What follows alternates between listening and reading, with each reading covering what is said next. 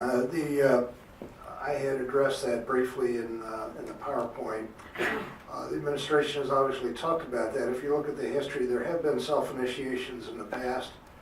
Their level of success has really varied with the coordination with the domestic industry.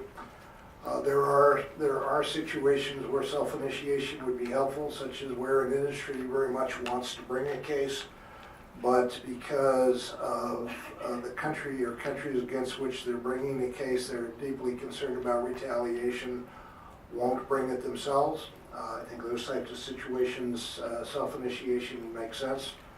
I think you have fragmented industries. When we did the cattle case back in 98, USDA at the time identified there being more than 1 million households that had some number of cattle, and one can appreciate that the standing requirements in that situation were fairly difficult, and the fact that the United States, at my urging, had gotten the WTO to include the ability to sample.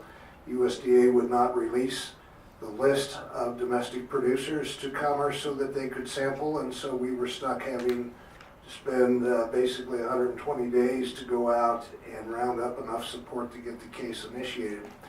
Those are types of cases where self-initiation by the administration, where an industry, some part of the industry comes forward and identifies a problem, would be useful. Where administration initiates and it hasn't coordinated with the industry, if you go back to the late 70s, early 80s, there was at least one steel case under the trigger price mechanism where Treasury self-initiated, the industry wasn't prepared, and the case went down to early defeat at the ITC on an early preliminary injury determination.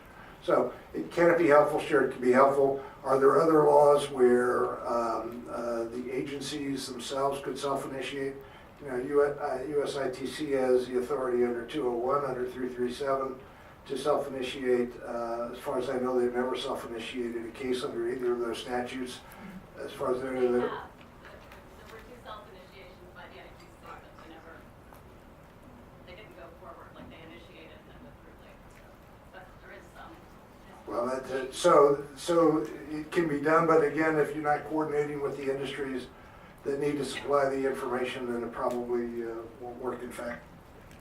I agree with Terry. I must confess I'm often amused by the self-initiation discussion, because I think 9 out of 10 cases in the case of self-initiation would be because the industry's all ready to bring a case and there was some PR either on behalf of the president that he wanted to be the administration wanted to initiate the case, but the case would have been filed anyway.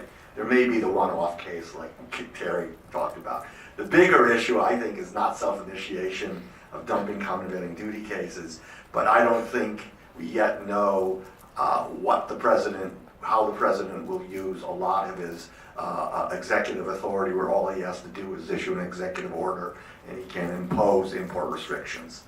So I think it's sort of like, be distracted by the debate about self-initiation, dumping, countervailing duty cases. Those cases probably would have been filed anyway. I think it's much more important to watch. President's got lots of executive authority. Is he going to use it? Other questions? Right here?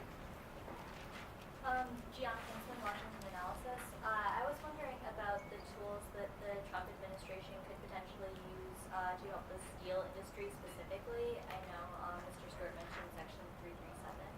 Are there others? Well, if you look at the set of tools that are out there, Can you repeat the question? the question is what tools are available that would help the steel industry specifically. The steel industry historically has been a major user of the basic trade remedies, whether it be dumping, countervailing duty, or safeguards, escape clause. And they've gone through a rough patch, and there are a lot of cases over the last couple of years under the dump and countervail laws. And the last escape clause case was a steel case that was initiated at the request of the U.S. Trade Representative during the George W. Bush administration. But there are parts of the steel industry that could be considered under Section 232. You have going on at the WTO at the moment a dispute with China in the aluminum sector. Could have been brought by steel in terms of the massive subsidization to the Chinese steel sector. And you have that basically now morphing over from the OECD to a study group to try to address the excess capacity problems that exist, but that could be handled via a dispute at the WTO. 232 would be a very limited, because the military needs for steel, as the military would view it, are limited to a small subset. The 337 is an antitrust, as well as a kind of novel construction in terms of AD CVD evasion. And they also had a count which has been withdrawn in terms of trade secret theft. And the problem there is that the trade secret theft appears to have been done by the Chinese government, and the trail of being able to get it to the Chinese steel companies apparently was not demonstrable for U.S. Steel, and so they withdrew that element. So there may be changes that would deal with some of those issues, but there are a lot of tools that are out there that steel either has used, and certainly the 301 type of approach, a U.S. WTO case similar to what the U.S. is doing on aluminum, is something that could be done at the WTO. But don't worry too much about steel being left behind. It's very well represented in this administration. Former executives, lawyers representing the industry. So we need to, steel accounts for about 0.2 to 0.3% of GDP. Steel users represent a much, much larger portion of the economy. So we need to take that into consideration. Let's implement that, incorporate that into our anti-dumping rules to give standing to downstream industries and things like that. So there's plenty of options for steel. Yeah. I think for those of you who haven't, read Gary Huffbauer's piece on presidential power. That really talks a lot. It really outlines very well and simply the types of executive authority he has in the trade area, which is quite extensive. And it's a very good piece, and the president's got the power. How will he use it? I don't think anyone knows yet. Great, thanks. We have time for one more question, so let's make it a good one. Can't promise it's a good question, but can you talk a little bit about, by the way, thanks for the great panel. Identify yourself, please. Yeah, Eric Sheriff, I'm an investment analyst at Capstone. Can you just talk a little bit about the differentiation between how China is treated with respect to its being designated a non-market economy and what the actual implications are of that when we look at some of these trade cases that are likely to be forthcoming in this administration? You have 30 seconds, Terry. You can do it.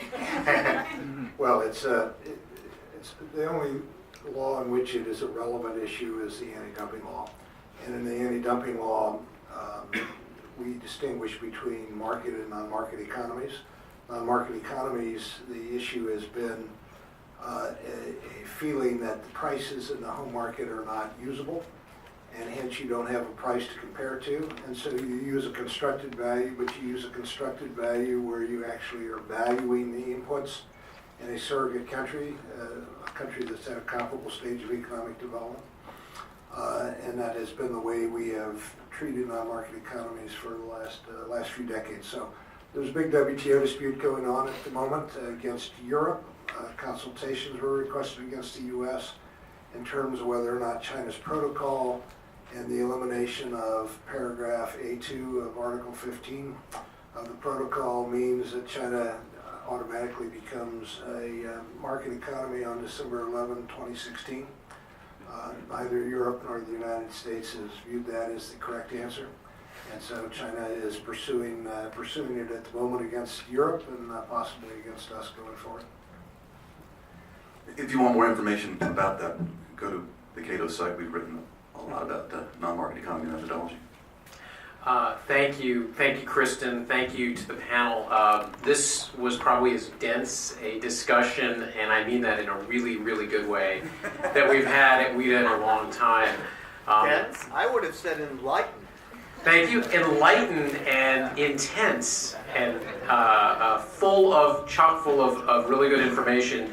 We don't advertise it generally, but we put the videos up as quickly as we can after these events because there's so much here. And I think what we have found this year and last year when we were working on a TPP series was that there's a lot of interest in the discussion that takes place in Washington around the world. And I think a lot of people around DC, around the country, and around the world that are part of the WIDA network are going to find this conversation really interesting and informative and enlightening.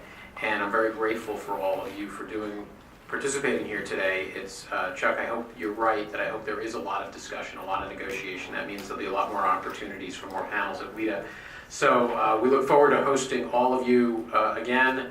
Next week, as we mentioned, we're going to be looking at the issue of trade balances, and we have a really enlightened and informed panel for that one as well.